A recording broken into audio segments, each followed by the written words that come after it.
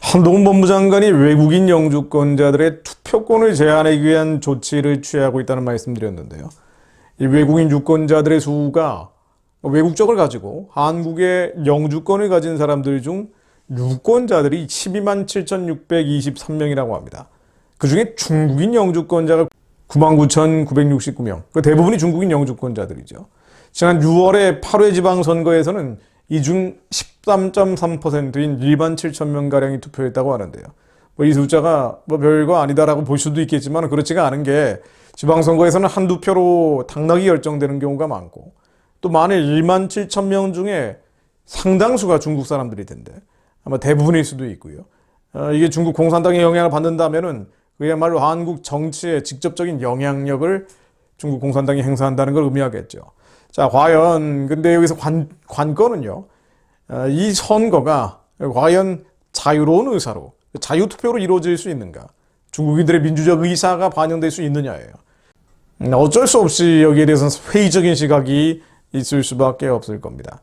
여기에 한국 내 중국인들의 숫자가요. 유학생들을 포함해서 100만 명 정도 왔다 갔다 합니다. 이게 이제 코로나 때 줄었다 늘었다 변동이 있었는데요. 유학생들이 6만 명. 전체 다 합치면은 한국에 있는 중국인들의 숫자가 100만 명이고 이 중에 99,969명이 투표권까지 가지고 있다는 얘기입니다.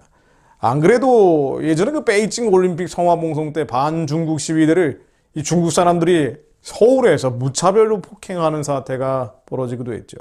중국 공안들이 보이지 않는 개입을 하는 거 아니냐, 부추기고 있는 거 아니냐 이런 의혹들은 계속 제기되었습니다. 자, 이뿐 아니라 중국 정보기관이 한국에 머물고 있는 이 6만여 명의 중국 유학생들을 박근혜 대통령 탄핵을 위한 촛불 시위에 몰래 참여시켰다는 주장이 박 대통령 탄핵 때 제기되기도 했죠. 이거 중앙일보까지 보도를 했었어요. 동아일보, 중앙일보. 그러니까 당시에 탄핵을 앞장섰던 매체들까지 보도했을 정도입니다. 자, 그런데 조금 더 충격적인 얘기가 있습니다.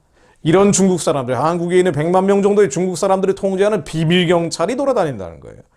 중국이 해외 210 서비스 스테이션이라는 비밀경찰서를 한국과 미국, 일본 등 최소 53개국 102곳에서 설치해서 운영 중이라는 국제인권단체 보고서가 나왔습니다. CNN에 나온 보고서인데요.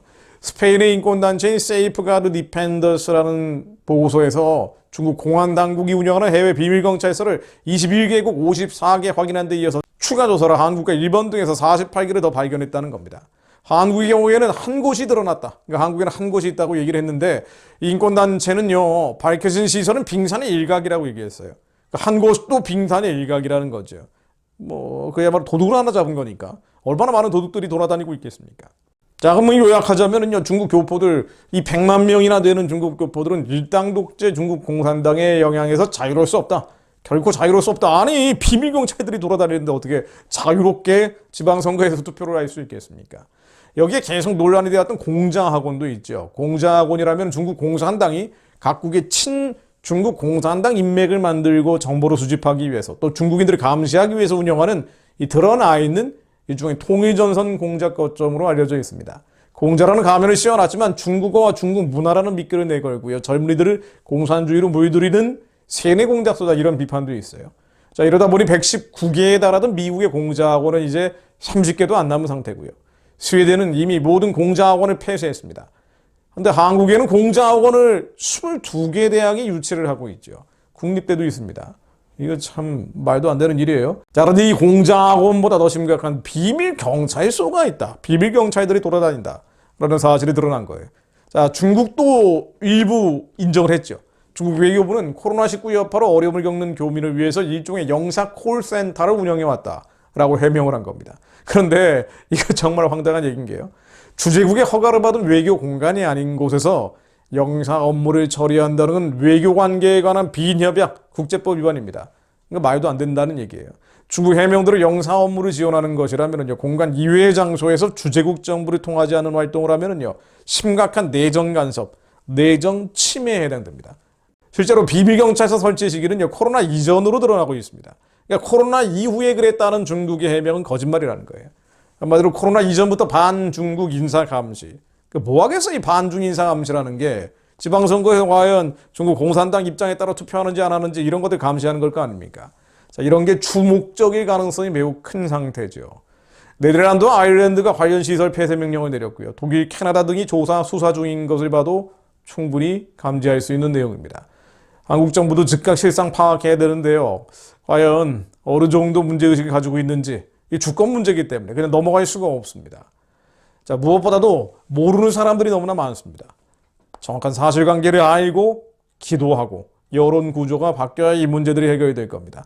북한이 열린다는 것은요, 결국 세계 선교를 하기 위한 것인데, 세계 선교를 한다는 것은 북한 정권이 무너지고 결국 중국 공산당 체제가 해체되는 것을 의미합니다. 중국 인민들이 자유롭게 하나님과 예수님, 성령님을 부를 수 있는 자유가 회복되는 것이 북한 체제가 무너지고 복음으로 통일되는 나라가 되기 그 목적 중에 하나겠죠. 그러므로 우리가 이런 여러 가지 사안들을 볼 때 하나님께서 무엇을 원하시는지, 주님의 선하신 뜻이 무엇인지 알고 기도해야 됩니다. 우리가 의지할 것은 여호와 하나님 외에는 없습니다. 여호와를 의지하는 자는 시온산이 흔들리지 아니하고 영원히 있음 같도다. 산들이 예루살렘을 두름과 같이 여호와께서 그의 백성을 지금부터 영원까지 두르시리로다. 악인의 귀가 악인들의 땅에서는 그 권세를 누리지 못하리니 이는 의인들로 하여금 죄악에 손을 대지 아니하게 함이로다. 여호와의 선한 자들과 마음이 정직한 자들에게 선대하소서. 자기의 굽은 길로 치우치는 자들은 여호와께서 죄를 범하는 자들과 함께 다니게 하시리로다. 이스라엘에게는 평강이 있을지어다. 하나님, 악인의 귀가 의인들의 땅에서는 그 권세를 누리지 못한다고 하셨으니 하나님, 한국이 의인들의 땅으로 교회가 회복되게 하시고 모든 이 세상적 배도의 흐름에서 벗어나 하나님의 착한 일들 감당할 수 있도록 선하고 기쁘고 온전하신 뜻이 무엇인지 분별하여 알게 하시며 죄와 싸워 이기며 세상과 싸워 이기는 자들이 한국 그리스도인들 가운데 더 일어나게 하시어 의인의 땅으로 회복되게 하사 악인의 규가 권세를 누리지 못하게 하옵소서. 의인들로 하여금 죄악에 손을 대지 않게 하시어 선한 자들, 마음이 정직한 자들이 선대하시는 여호와께서 한반도 전역에 역사해 주시어 북한의 우상의 진이 무너지고 그와 함께 연결되어 있는 남한의 주사파 권력과 동성애 문화 권력 함께 무너지게 하사 선교하는 길이 열리고 북한이 재건되며 살려낸 자들과 함께 만주와 연해주로 중국 땅끝까지 복음 들고 뻗어가는 놀라운 주님의 역사가 동북아시아 전역에서 일어나게 하옵소서. 예수 그리스도 이름으로 기도드립니다.